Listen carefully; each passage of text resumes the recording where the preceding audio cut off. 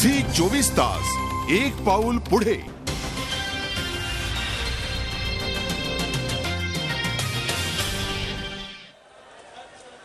Delhi एअरपोर्टच्या metro एक्सप्रेसच्या धर्तीवर Mumbai airport आणि शहरातील कनेक्टिव्हिटी वाढवण्यासाठी एक विशेष ट्रेन चालवली जाणार आहे। झी 24 तासला मिळालेल्या एक्सक्लुझिव्ह माहितीनुसार मुंबईच्या डोमेस्टिक एअरपोर्ट आणि नव्यानं होणाऱ्या नवी मुंबईच्या इंटरनॅशनल एअरपोर्टला जोडणारी एक फास्ट एसी ट्रेन चालवली जाणार आहे।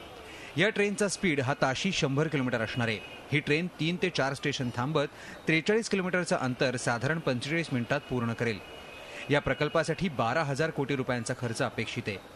हा प्रकल्प लवकरात लवकर पूर्णत्वास नेण्याची MMRDAची इच्छा आहे। सुपरफास्ट ट्रेनचा हा प्रकल्प पहिला असा प्रकल्प असेल ज्यात पश्चिम आणि मध्य मुंबईच्या उपनगरांना नवी मुंबईशी जोडलं जाईल। अंधेरीपासून प्रस्तावित एअरपोर्टपर्यंत ही ट्रेन चालवली जाईल। काही ठिकाणी एलिव्हेटेड ट्रॅक्सचाही वापर होणार आहे। खासगी कंपन्यांच्या सहकार्यानं हे प्रोजेक्ट पूर्ण करण्याची सरकारची योजना आहे। मुंबईत चाललेल्या इतर रेल्वेच्या कामांपेक्षा हा प्रकल्प पूर्णपणे वेगळा असेल।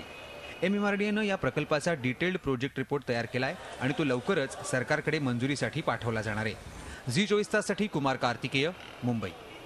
झी 24 तास एक पाऊल पुढे।